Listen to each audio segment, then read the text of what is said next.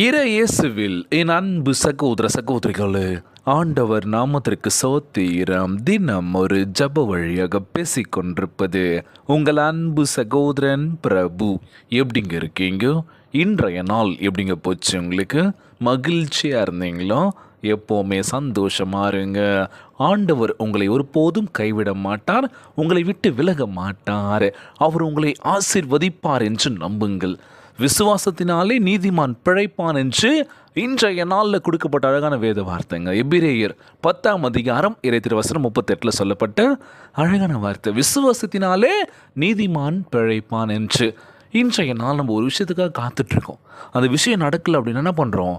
ஒரு மாதிரி அப்செட் ஆயிரோம்ல, மனசு ஒரு மாதிரி ஆகிடுதுல்ல. என்னடா இது நடக்கும் அப்படின்னு சொல்லி காத்துட்டு இருந்தோமே, இந்த விஷயம் நடக்கலையே. உதாரணத்துக்கு சொல்லணும்னு வச்சுக்கோங்களேன், நம்ம வீட்டுக்கு கெஸ்ட்டு வராங்கன்னு ஃபோன் பண்ணி சொல்லியாச்சு, நம்மளும் அவங்களுக்காக எல்லாமே செஞ்சு வச்சிட்டோம். ஆனால் வரலன்னு சொன்னால் எப்படி இருக்கும்ல? என்னடா இது வருவாங்கன்னு சொல்லி எல்லா விஷயத்தையும் பண்ணோம், பார்க்கலான்னு இருந்தோம் அப்படின்னு சொல்லி, ஆனால் வரலன்னா ரொம்பவே கஷ்டமாக இருக்கும்ல. அதே போல் தாங்க ஒரு நாள் என்ன ஆகுது அப்படின்னா, ஒரு மிகப்பெரிய பணக்கார ஒருத்தர் நாயை காரில் கூட்டிகிட்டு போயிட்டு ஒரு கடையில் போயிட்டு எதுவும் வாங்க போகிறாரு. அந்த நாயும் காருக்குள்ளே தான் இருக்குது, இறங்கி வரல. அவரும் பார்த்தீங்கன்னா கூப்பிட்டு போகல. அந்த நாயும் அமர்ந்து பார்த்துட்ருக்கு. ஓகே வரட்டும், நம்ம பொறுமையாக இருக்கலாம்னு சொல்லி அவரும் போயிட்டு கிட்டத்தட்ட ஒரு 1/4 மணி நேரம் கழித்து வராருங்க. அவருக்கு ஒரு ஆச்சரியம், என்னடா இது, இந்த நாய் அமைதியாக உட்காந்துட்ருக்கு. ஒரு சில நாயெல்லாம் பார்த்தீங்கன்னா யாராச்சும் போனாங்கன்னா என்ன பண்ணுவாங்க, எகிரி குதிச்சு வரும்.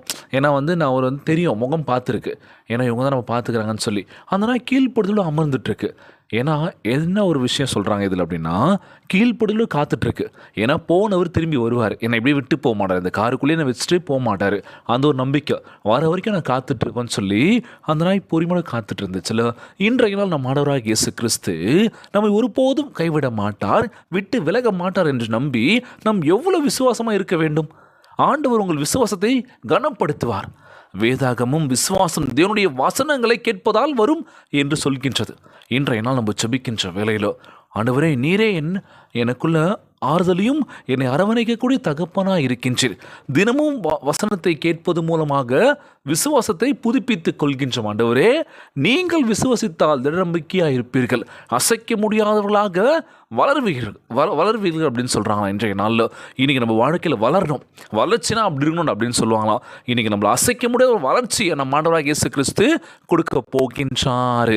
ஆண்டவரே அனுதினமும் உம்மை நோக்கி ஜெபிக்கின்ற வேளையில் எங்கள் வாழ்க்கை நிலைமையை மாற்றுங்கப்பா, நோய் நொடி இல்லாத ஒரு வாழ்க்கையை கொடுங்கப்பான்னு சொல்லி கேட்கலாமா? விசுவாசத்தினாலே நீதிமான் பிழைப்பான் என்று எபிரேயர் 10:30 சொல்லப்பட்ட அழகான வார்த்தைங்க. மனசு உடஞ்சிடாதீங்க, வாழ்க்கையில் எல்லாமே கடந்து போகும்.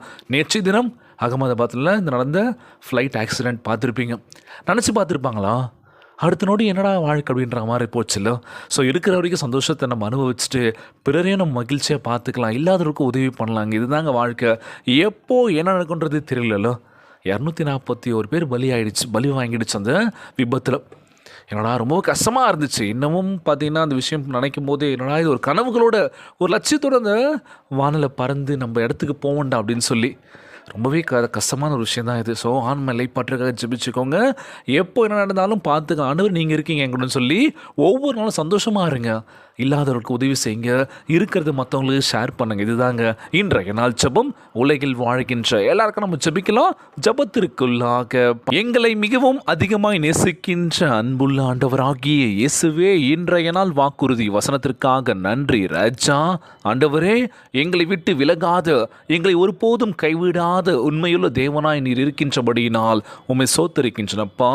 வாழ்வில் நிச்சயமில்லாதவையாக நாங்கள் உணர்கின்ற தருணங்களில் ஆண்டவரே, நாங்கள் காணுகின்றவல்ல, உம்முடைய சத்தியத்தை வார்த்தையின்படியே பிழைக்கின்றோம் அப்பா என்பதை நினைவுபடுத்தியதற்காக நன்றி ஆண்டவரே. நாள்தோறும் உம்முடைய அன்பின் வாக்கு தத்தங்களால் எங்கள் விசுவாசத்தை திடப்படுத்துங்கப்பா. சூழ்நிலைகள் அல்ல, உன் மீது வைத்திருக்கின்ற உண்மையான விசுவாசத்தினால் எங்களை பத்திரமாய் பாதுகாத்து கொள்வீரப்பா. வாக்கு தத்தத்தை காணுகின்ற தேவனாய் உம்மையே எங்கள் இருதயம் உறுதியாய் பற்றி கொண்டிருக்கின்றது ஆண்டவரே. உம்மையே நோக்கி ஜெபிக்கின்ற வேளையில் எங்கள் வாழ்க்கை நிலைமையை மாற்றுங்கப்பா. உதவ வேண்டும் என்று ஜெபிக்கிற ஆண்டவரே, இந்த ஜெபத்தை கேட்டுக்கொண்டிருக்கின்ற அன்பு சகோதர சகோதரிகள், என் அன்பான உறவுகள், யாருக்கு இந்த கஷ்டங்கள் துன்பங்களை கொடுத்துறாதீங்கப்பா. நோய் நோய் நொடியினால் அவதிப்பட்டு கொண்டிருக்கின்ற ஒவ்வொரு சகோதர சகோதரிகளை உமது கரங்களால் தொடு நோயில் அகற்றி போடுவீராக. உம்மால் கூடாத காரியம் ஒன்றுமில்லை ஆண்டவரே. எல்லோரையும் பார்த்துக்கோங்கப்பா, எல்லோரும் நடக்கணும்ப்பா. இன்றைய நாள் ஜெபம் இயேசுவின் விலையேற பெற்ற நாமத்தினாலே ஜெபிக்கின்றேன் நல்ல பிதாவே, ஆமேன்.